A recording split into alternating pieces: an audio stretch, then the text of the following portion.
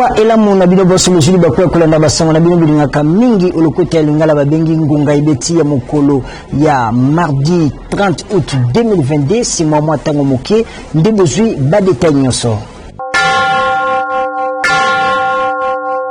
Fongola basangana bino na politique pour na koloba été tata mokonzi ya ekolo Congo démocratique Félix Antoine Tshisekedi Tshilombo ye asalaki lancement officiel ya système intégré ya gestion ya ba marché public na ekolo Congo démocratique SIGMAP na mokuse oyo ezali logiciel informatique créé et pay ya mwana mboka Boseko Bob pona ba passation ya système na ekolo Congo démocratique bolanda eteng ya discours ya tata mokonzi ya ekolo Congo démocratique oyo asalaki pona lancement yango na hôtel Rotana mokolo ya lundi 29 août 2022 Pérez Pembele azalaki wana boyo kangonga ndenge ebetami. La mise en place ce jour du système intégré de gestion des marchés publics, le SIGMAP en sigle, procède de cette vision de faire un pas de plus dans la marche vers le renforcement de la responsabilité, l'intégrité et la transparence de la commande publique.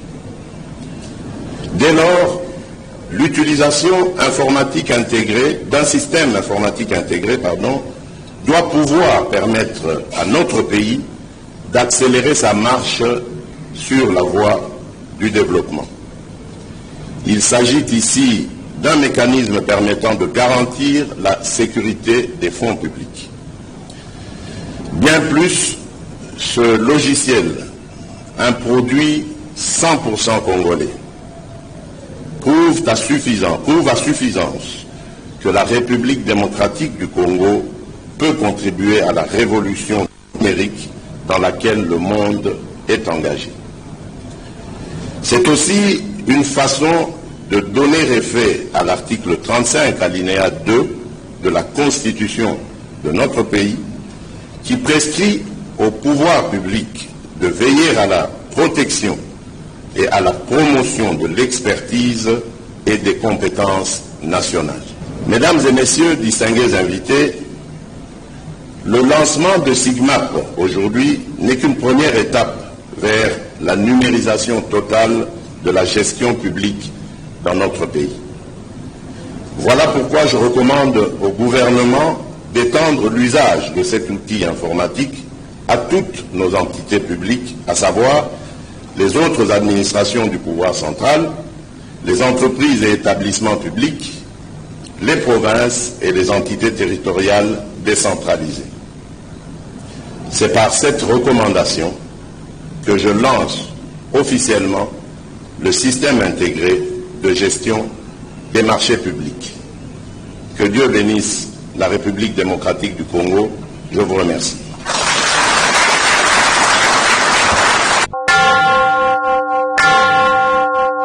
Kaka na matali politique Sengeli Simba était président national ya mouvement ya libération du Congo mwanamboka Jean-Pierre Bemba Gombo ye a komaki na mbandaka chef-lieu ya province ya Équateur na cadre ya tournée oyo azali na yango na espace Grand Équateur mokolo ya lundi 29 août 2022 Bobo Mesano et tout le ya population yaki ko yambaye Pérez Pembele azongi lisusu boyoka.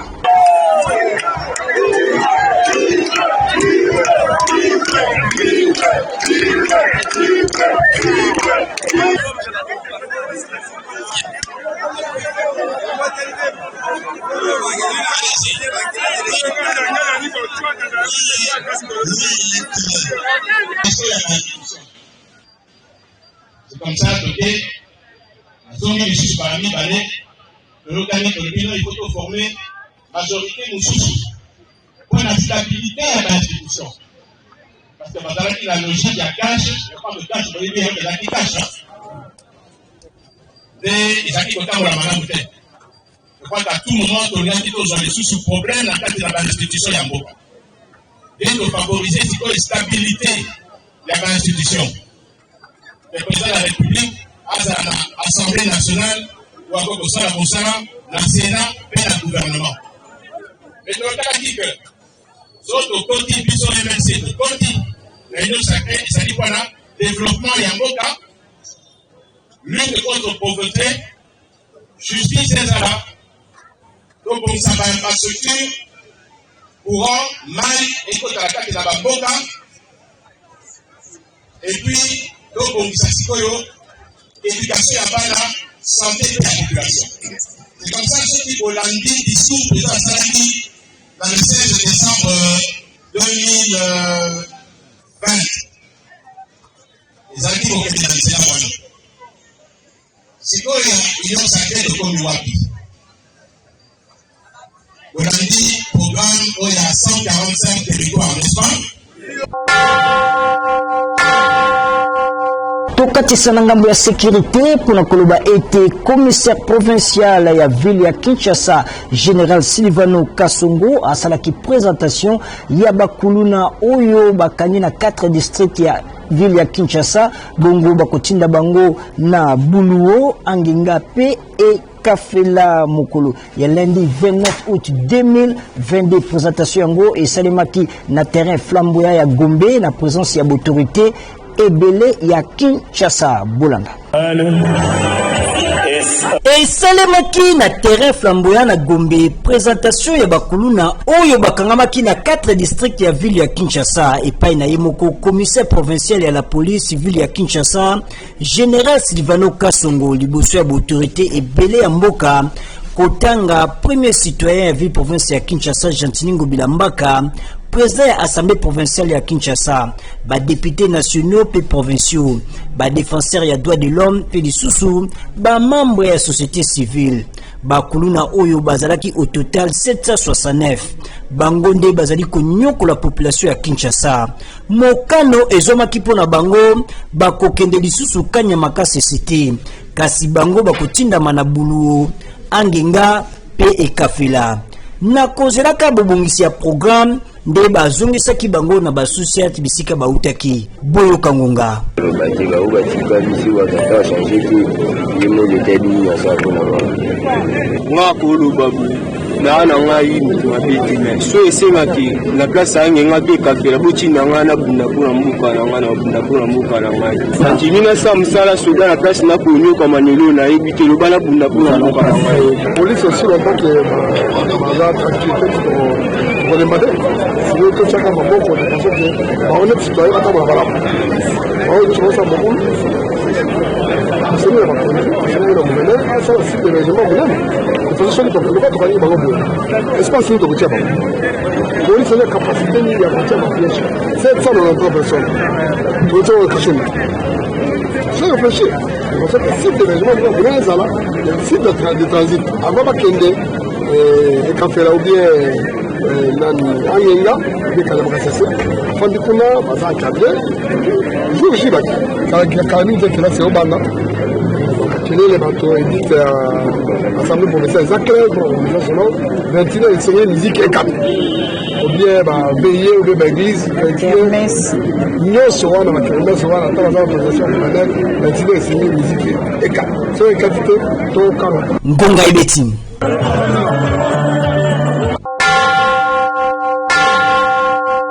Sima ya présentation ya bakuluna nde gouverneur ya ville province ya Kinshasa Jantiningo Bilambaka azanga te kobeta ngonga wapi akumisi misala ya la police pe lisusu abendaki bakuluna Matoi Bolanda. Bino kongo mubandi onyoko la mboka na bino omone la mboka na bino ozokisa bandeko na bino obomba bandeko na bino est-ce que vous allez différent na Rwandais au Rwanda pour un Pacifique vous êtes différents vous allez pas donc vous allez pas tiens ami sur la nouvelle ce n'est pas normal l'indicat c'est la bino baloyo pour kenye boloko oyo organisation nationale azali ka bouquet Rwanda mais isindeli Boke le président est cantonné, la prison a fait un zamba. Oui, Bangi, Wale, Yaboloko, Isara. Il passe comme on a du saut, vous avez monté. Bana, Aleki, Boyo, pour le gouvernement. Ceux qui vont y dire,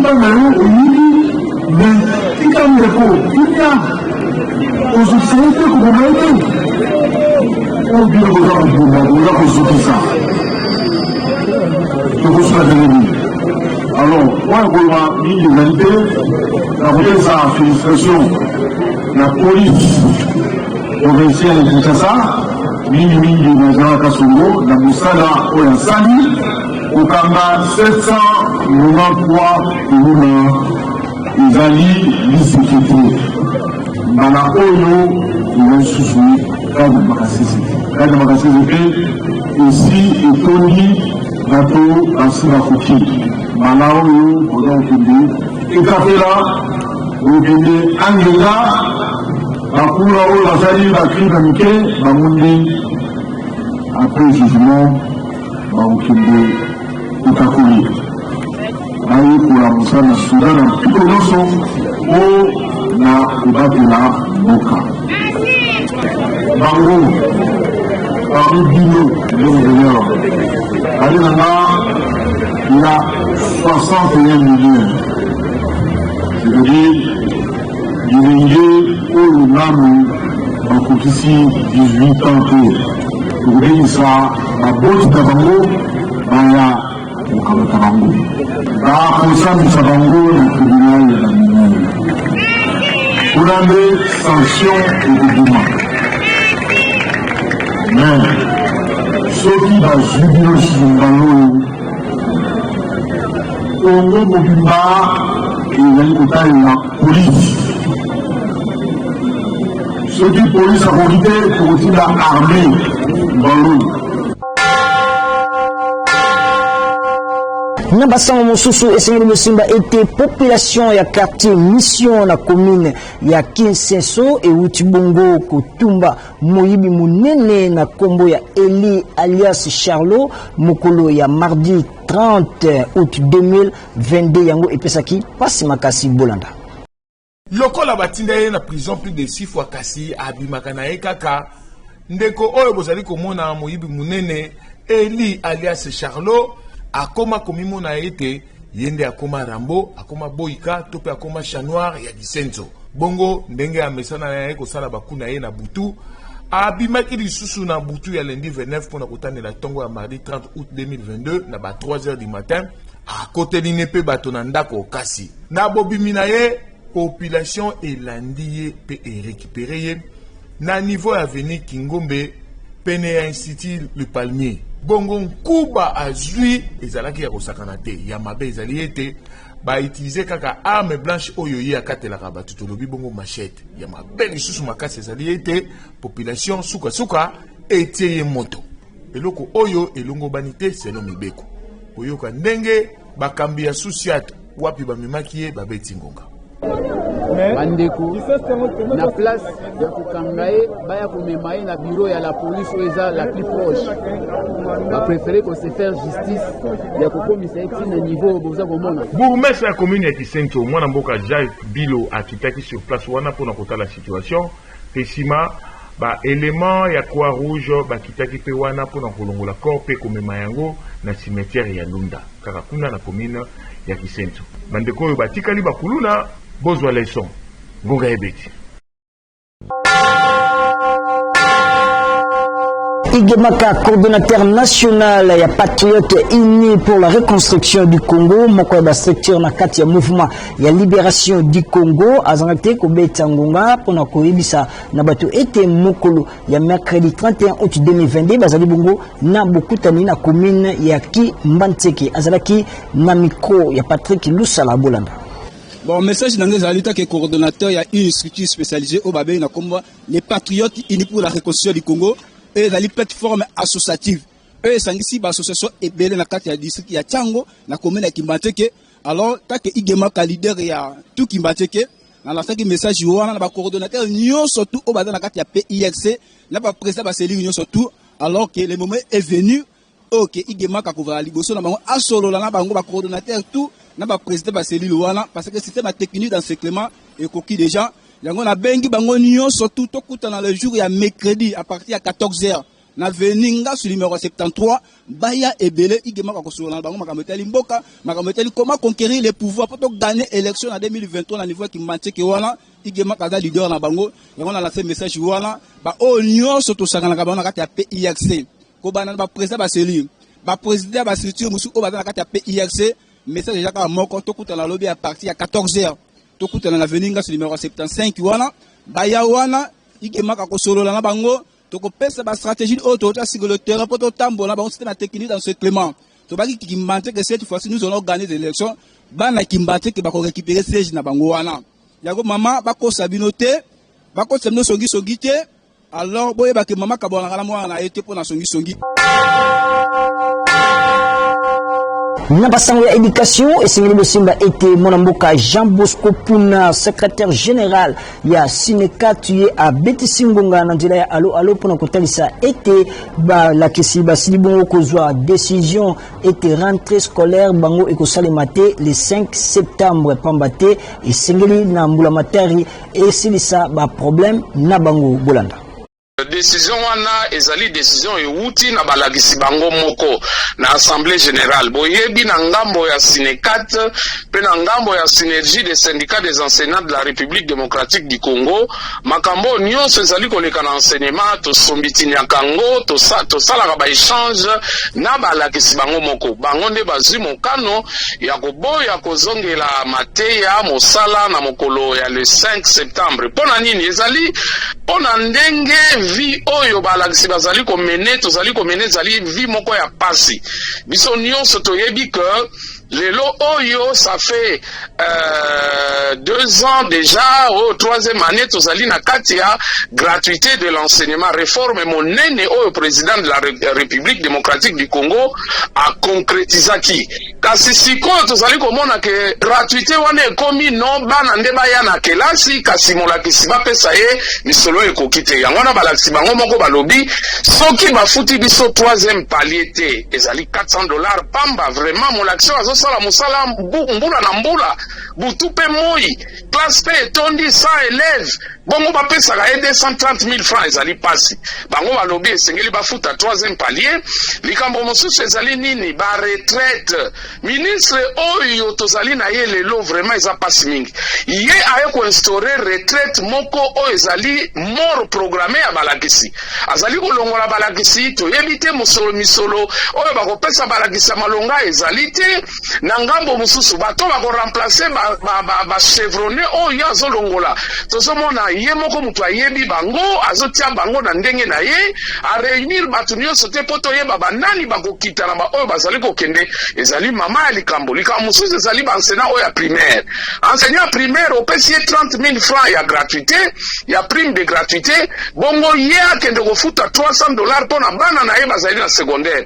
mais wana gouvernement ye moko nde mutu azoneutralize bato mwaye tosala mosala eza te tozali na makambo ba inspecteur basalaka mosala me bapesaka bango mosolo malonga te kuna na mbwela année passée tant tokendaki Bulamatari apesaki promesse akobongisa makambo wana balakisi mosusu balongola bango misala kaka pamba boye na ministre mokonzi ya EPST kaka pamba boye alors makambo nyonso wana ezali kosala ki balakisi baza prêté po bazongela mosala yango basengaki Bulamatari a reporter rentrée na le 26 septembre po permettre ye a réunir ba moyens oyo akoki kopesa balakisi po basala mosala malonga lokola pe le 15 septembre kozala rentrée parlementaire ezali makambo ya budget parlement na biso ya mbaloyo bakoka kotala makambo ya balakisi biso tozali kokemande epa na bango te salaire ezali droit.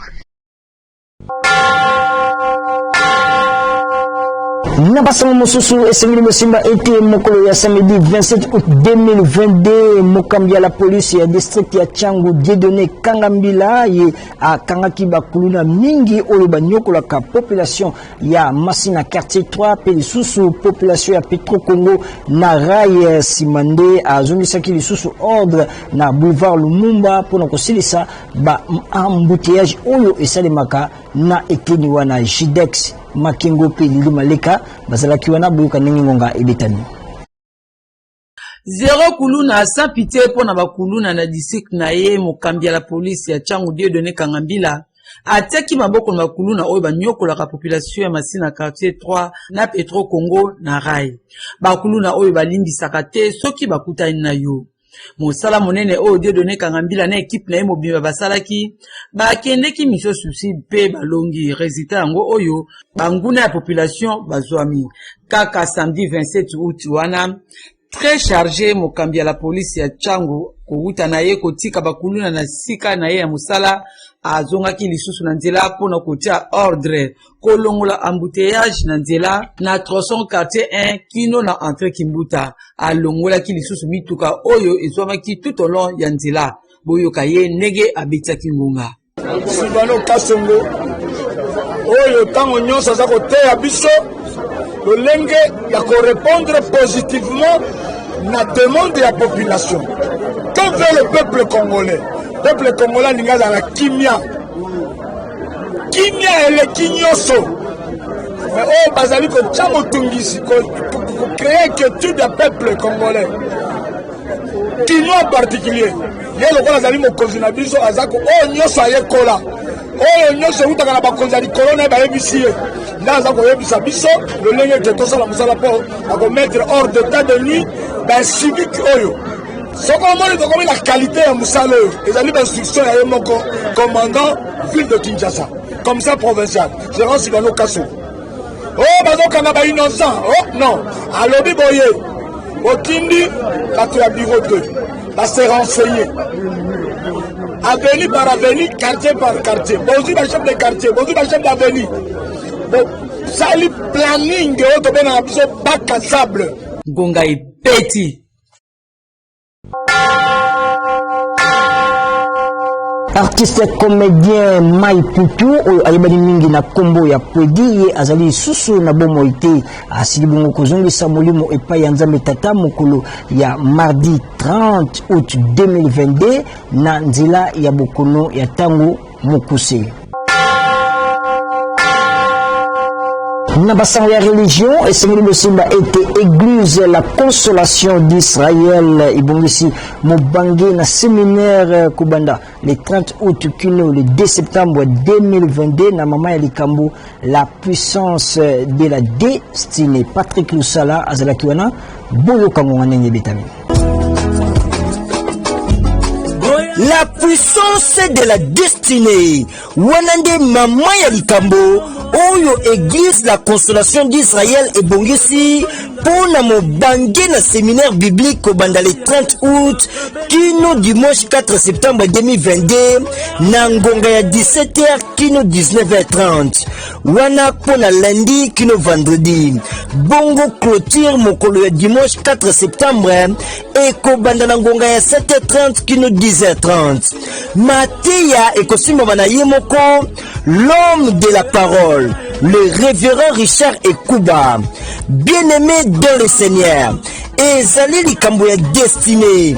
Yaka kososola mayemo umbu na Nzambe akubimisa. Ya yo destiné et simami na nani. Rendez-vous Église la Consolation d'Israël.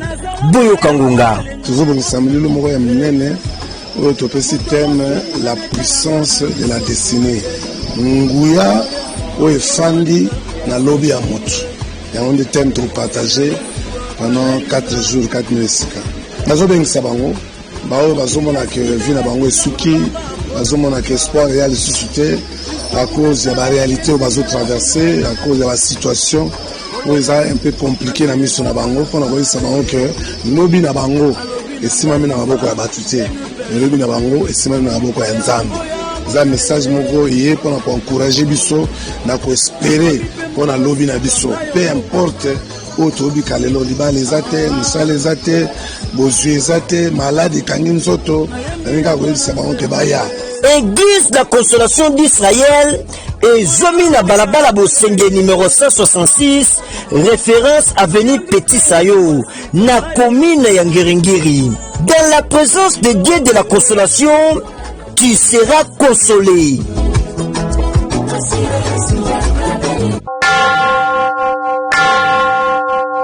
Yambo ya koka banana bino tozali na page promotionnelle soko lingi biloko na eyibana tope musala oyo salaka eyibana benga na numero ya ngonga ibeti bolanda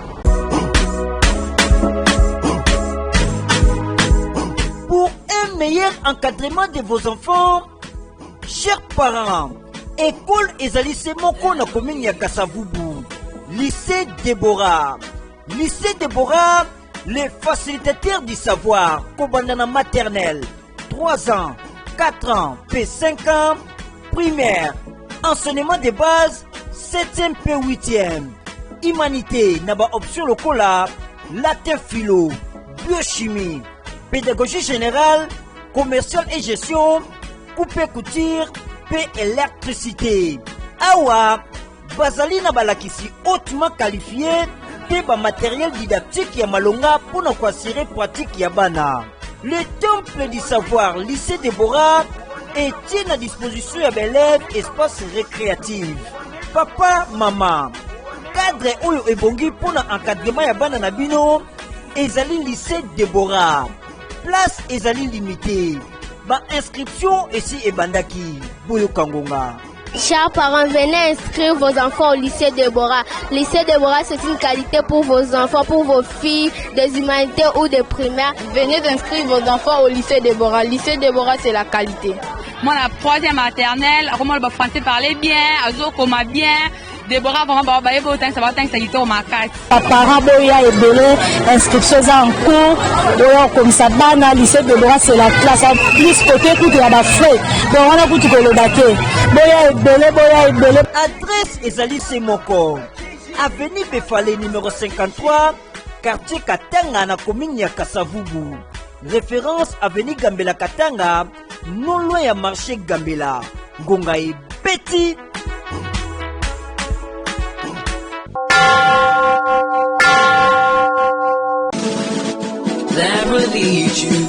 Pour la meilleure éducation ya bana na bino, papa, maman, voici un beau cadre. Complexe scolaire American Academy of Excellence, une école moderne bilingue, oyo ezali pour assurer avenir ya bana pour bana na cycle maternel, primaire, éducation de base, paix humanité. Naba section P option lokola, biologie, chimie, pédagogie générale, commercial et gestion, coupe et couture, électricité générale, P mécanique générale, complexe scolaire American Academy of Excellence, ezali na enseignants hautement qualifiés, P matériel didactique ya malamu, pour na ba pratique ya bana, bibliothèque, P salle ya informatique, ndeko ya Congo, tunanga inini. Complexe scolaire American Academy of Excellence, ezali pe na ba bis pour na ba déplacement ya bana na tango ya ba visite. Et suki wana te, na complexe scolaire American Academy of Excellence, et pesaka pe ba bourse d'études na ba lauréat ya examen d'état. Boyo Kangonga. Envoyez vos enfants au complexe scolaire American Academy of Excellence et vous ne serez pas déçus. Dear parents, send your children in the school American Academy of Excellence and they will not deceive you people. Complexe scolaire American Academy of Excellence ezali planté na 6 sites. Na balabala Kiala numéro 30 quartier Lokari na commune ya Masina. Na balabala Mbanza quartier Congo na commune ya Masina. Na balabala Kimpese numéro 79 quartier Kakuji na commune ya Kimbanseki. Na balabala Kamere numéro 4 quartier Kindobo na commune ya Ntili. Na balabala Musoso numéro 14 na quartier Baumbu D na commune ya Ntili. Pe lisusu na balabala Pinda numéro 34 quartier Baumbu D na commune Kaka ya Ntili. Ngonga Ibeti.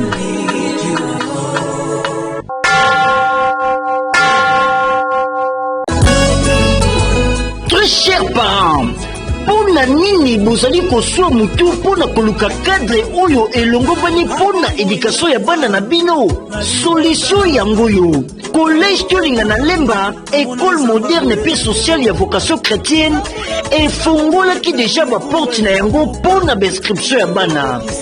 Primaire, secondaire général pe humanité na ba option lokola littéraire, biochimie, pédagogie générale, mécanique générale, électricité générale, commercial pe gestion pe lisusu coupe couture. Collège Tolingana Lemba est en disposition ya belève d'infrastructure scolaire ya malamu oyo ezali correspondre na standard international. Balakisi hautement qualifié pe expérimenté. Côté pratique, souci ezalaka soki mokete. Collège Tolingana Lemba ezali na salle de promotion pour na assurer conférence débat, cours en commun pe activité culturelle. Pour la mbula oyo, na collège Tolingana surprise ezali. Ya bon samaritain député national pe ancien élève ya collège Tolingana. Il y a circonscription électorale ya Moamba. Honorable député Mbao Sukisa akosunga baboti na kofutela bana 50% ya frais scolaire Buyo Kangonga. Ba papa ba mama ba ndeko. Collège Tolingana azopesa enseignement ya qualité na bana na bino. Na ba matériel didactique adéquat. Na niveau tona standard moko international. Kobana la primaire, secondaire et humanité. Pour la accompagner, vision ya gratuité, ya enseignement, na cadre humanitaire, le Kolamopona Minabino, élu à Moamba, le professeur Daniel Israël Mbaousukisa n'a décidé qu'on soit charge, il y a frais scolaires, il y a bananabino. Au prorata, il y a moitié. Ça veut dire que na kobana kofuta kati. Il y a una sengibino, boya ebele, na mbela boyoki, sinote, ma place nyonso et kozala clôture. Ngonga ebeti.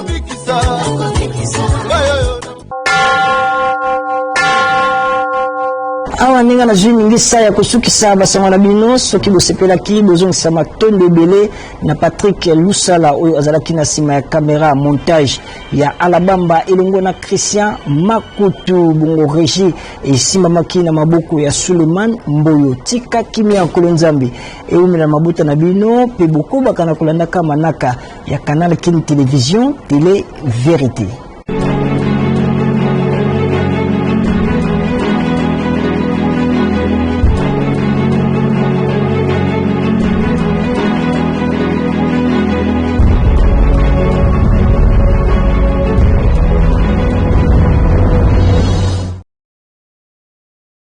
Bibota Nzwampi ezali koyebisa na baninga pe bayebani ete programme ya obsèque ya papa na bango Focus Nzwampi Zimandiango oyo akufaki mikolo mileki ezali boye.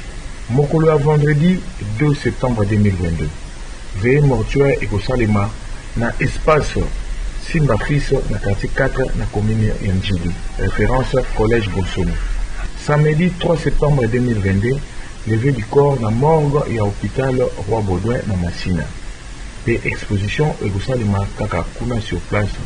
Kaka mokolo wana ya samedi na ngonga ya 10h30 nde nzoto ekozwa nzela ya Congo Central mpona bokundami na mboka Madimba.